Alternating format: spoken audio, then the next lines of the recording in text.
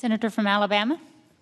Madam President, just 3 months ago, Congress passed and the President signed a 1.3 trillion omnibus spending package for the year 2018.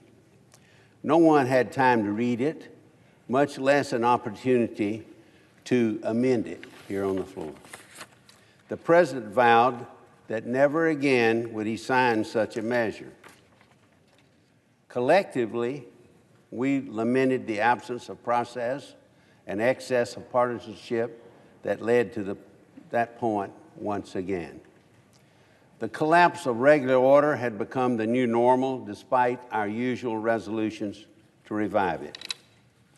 Madam President, I'm pleased to report here today that the Senate Appropriations Committee has charted a different course in the months since the 2018 omnibus became law.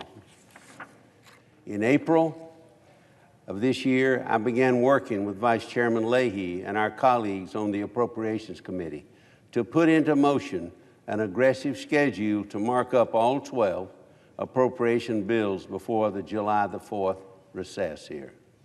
Thus far, the committee has passed 7 of these bills.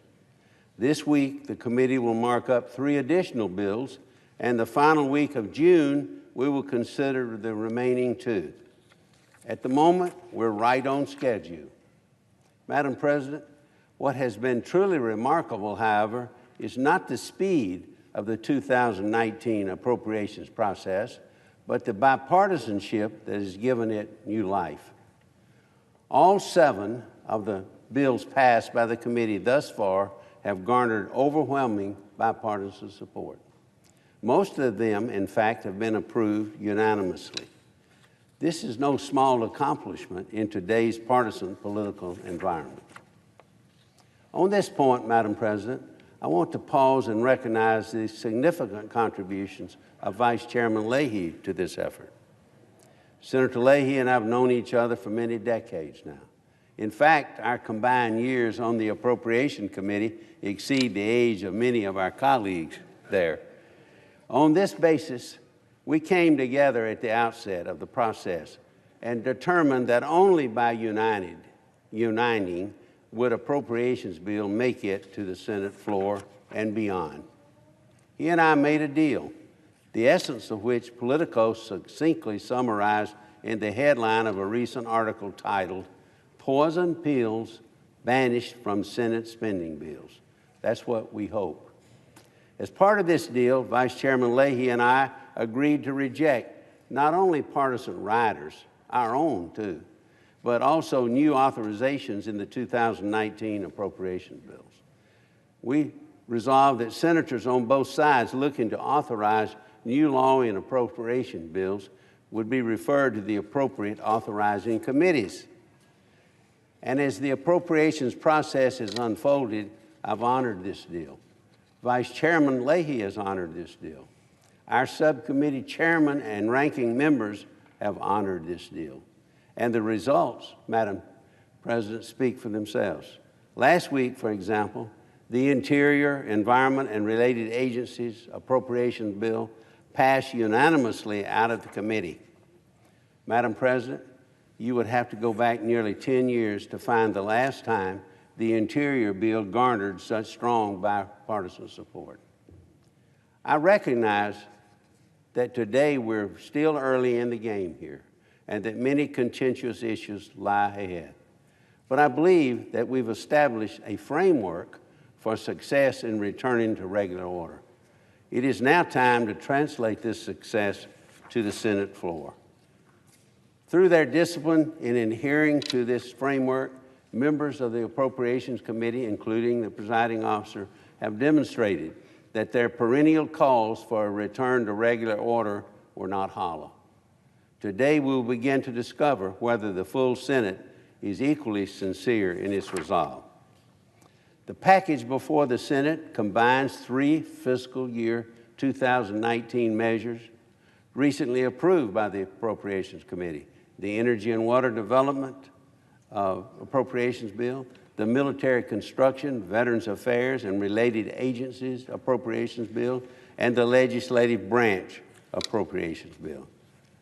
Madam President, the Energy and Water Development Bill provides $43.7 billion in discretionary funding, a $566 million increase over the 2018 enacted level. The bill addresses critical national security needs concerning nuclear energy, and while also improving our water infrastructure and investing in basic science and energy research for this nation. Senators Alexander and Feinstein, the chairman and the ranking member of the Energy and Water Development Subcommittee, have crafted, I believe, a balanced bipartisan bill that passed the full committee, Madam President, by a 30-to-1 margin.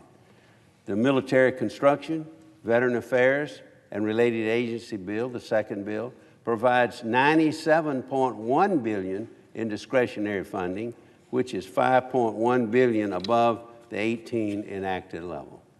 This bill supports investments that will ensure maximum readiness and warfighting capability for our troops, while also providing funding for needed improvements and innovations at the VA. Senator Bozeman and Schatz, the chairman and ranking members of the MilCon VA Subcommittee, wrote a strong bill, I believe, that received the unanimous support of the full committee. Finally, Madam President, the Senate's legislative branch bill provides $3.3 billion in discretionary funding, which is $68 million above the 2018 enacted level. This bill, the third bill, makes important investments in the safety and security of those working in Congress and those citizens that are visiting and guests visiting our Capitol. Chairman Daines and Ranking Member Murphy of the Legislative Branch Subcommittee also drafted a strongly bipartisan bill that garnered the unanimous support of the full Appropriations Committee. Chairman Alexander, Bozeman, Gaines, Ranking Members Feinstein, Schatz, and Murphy, I want to thank you here this morning for your continued hard work and leadership on these bills. Madam President, as we move to consideration of these bills on the floor today, I urge all members to submit any amendments they have as soon as possible. Vice Chairman Leahy and I are committed to an open amendment process, as are each of the subcommittee chairmen and ranking members who will be managing their respective parts of this legislative package. Just as they work diligently to accommodate as many members' requests as possible during the committee process, they intend to accommodate as many amendments as they can on the floor.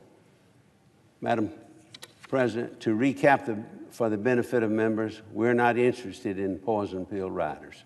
We're not considering new authorizations of law, but we are interested here in discussing substantive amendments that are germane to this package.